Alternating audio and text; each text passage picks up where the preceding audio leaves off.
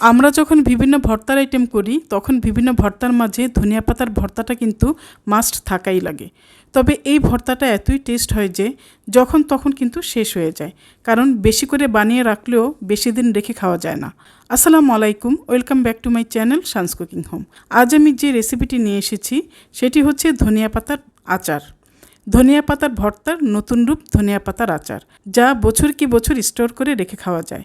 তাহলে দেরি না করে ধনিয়া পাতার আচারটি বানানো শুরু করা যাক। ধনিয়া পাতার আচার তৈরি করার জন্য এখানে আমি হাফ কেজি পরিমাণ ধনিয়া পাতা নিয়েছি এবং ধনিয়া পাতাগুলোকে আমি সুন্দর করে বেছে ধুয়ে তারপরে আমি এখানে এগুলোকে ছোট ছোট করে কেটে নিয়েছি। এখন আমি ধনিয়া পাতাগুলোকে সিদ্ধ করে নিব। তো চলে যাচ্ছি ধনিয়া পাতাগুলো সিদ্ধ করার জন্য। চুলে একটি প্যান বসিয়েছি। এখন এখানে আমি ধনিয়া পাতাগুলোকে দিয়ে দিব। ধনিয়া পাতাগুলো আমি পানি ছাড়াই সিদ্ধ করব, কারণ এই ধনিয়া পাতা থেকেই পানি উঠবে। এখন এখানে আমি দিয়ে দিব রসুন। এখানে 2টা রসুনের কোষ আছে। এই রসুনগুলো এখন আমি ধনিয়া পাতার সাথে দিয়ে দিব। তারপর এখানে আছে বেশ কিছু কাঁচামরিচ। এখন আমি এই কাঁচামরিচগুলোকেও দিয়ে দিব। এখন আমি চুলাটা অন করে দিব এবং ঢাকনা ছাড়াই ধনিয়া পাতাগুলোকে সিদ্ধ করে নিব, কারণ ঢাকনা দিলে ধনিয়া পাতার এই সবুজ কালারটা থাকবে না, তাই আমি ঢাকনা ছাড়াই সিদ্ধ করব। ধনিয়া পাতাটা এখানে সিদ্ধ হয়ে গেছে, সাথে কাঁচামরিচ রসুন সবই সিদ্ধ হয়েছে। ধনিয়া পাতার পানিটা আমি একেবারেই শুকিয়ে ফেলেছি, কারণ ধনিয়া পাতার আচারে এখানে কোনো পানি থাকা যাবে না, একদম পানিটা শুকিয়ে ফেলতে হবে। তাই এখন যতটুকু আছে পানি সেটাও একদম শুকানোর পরে আমি একটি ব্লেন্ডার জারে নিয়ে এগুলোকে ব্লেন্ডার করে নিব। ধনিয়া পাতা রসুন কাঁচামরিচ এগুলো আমি ভালো মতো টেলে একদম পানিটা শুকিয়ে একটি ব্লেন্ডার জারে নিয়ে নিলাম। তারপর এখানে আমি দিয়ে দিলাম 1.5 কাপ ভিনেগার। তো এখন আমি এটাকে ব্লেন্ড করে নিব।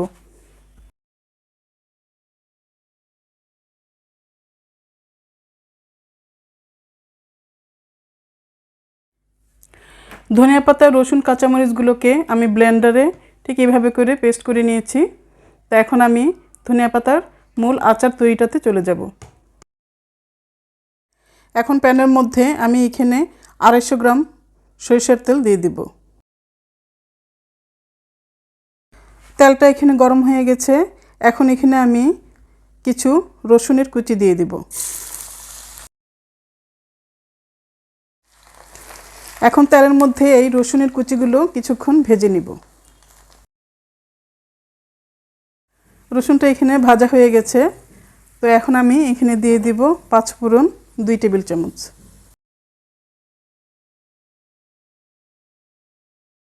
পাঁচ ফোড়নগুলোকেও হালকা একটু ভেজে নিব। এখানে রসুন আর 5 ফোড়নটা তেলে ভাজা হয়ে গেছে। এখন আমি ব্লেন্ড করা যে ধনিয়া পাতাটা এটা আমি দিয়ে দিব।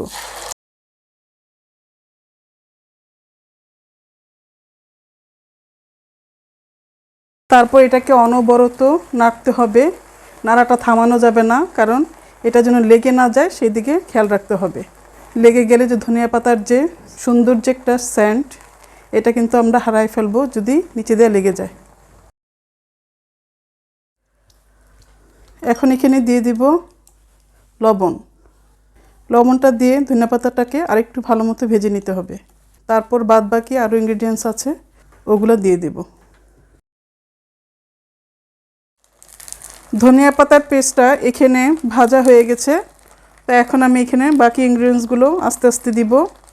প্রথমে দিয়ে দিচ্ছি আমি কিছু শুকনো মরিচ বিচি সহ এইভাবে কেটে রেখেছিলাম গোল গোল করে, এটা দিয়ে দিচ্ছি। তারপরে এখানে দিয়ে দিব 250 গ্রাম তেঁতুল।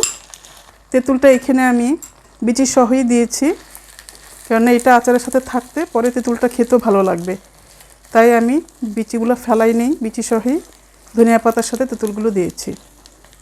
এখন এগুলোকে আমি একটু ভালো মতো আর একটু ভেজে নিব। ধনিয়া পাতা তেঁতুল মরিচ এগুলো সব ভাজা ভাজা হয়ে গেছে এবং তেলটাও উপরে উঠে এসেছে। এখন আমি এই পর্যায়ে এখানে দিয়ে দিব 1 কাপ উঁচু করে চিনি। এখানে যেহেতু ঝাল আছে টক আছে, চিনিটা অবশ্যই দিতে হবে, কেননা চিনিটা না দিলে টেস্টটা ভালো আসবে না।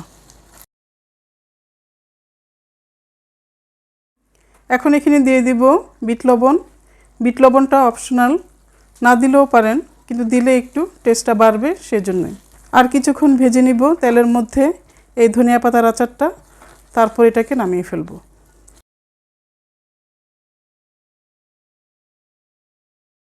ধনিয়া পাতার আচারটা এখানে অলমোস্ট ডান। এখন আমি এটাকে নামিয়ে ফেলব এবং বয়মে ভরে ফেলব। ধনিয়া পাতার আচারটাকে আমি ঠান্ডা করে বয়মে ভরে নিচ্ছি। এই আচারটা কিন্তু আপনারা ফ্রিজে না রেখেই খেতে পারবেন, বাইরে রেখেও খাওয়া যাবে। আর এই আচারটা অতিথি আপ্যায়নেও আপনারা খাবারের পাশে আপনারা ডাইনিং টেবিলে রাখতে পারেন, কারণ আপনার অতিথিরা দেখা যাবে যে অন্যান্য খাবারের পাশাপাশি এই আচারটার দিকে সবার নজর থাকবে। আচারটা এতই সুস্বাদু। এই তো হয়ে গেল আমার ধনিয়া পাতার আচার। আমি আচারটাকে ঠান্ডা করে আপনারা দেখতেই পাচ্ছিলেন যে আমি বয়মে ভরে নিয়েছি। আচারটা সত্যি অনেক টেস্টি, এটা ট্রাই না করলে বোঝা যাবে না। আমি আশা করব আমার মতো আপনারাও ধনিয়া পাতার দামটা একটু কম থাকতে ট্রাই করে নেবেন। আজ এই পর্যন্তই, আল্লাহ হাফেজ।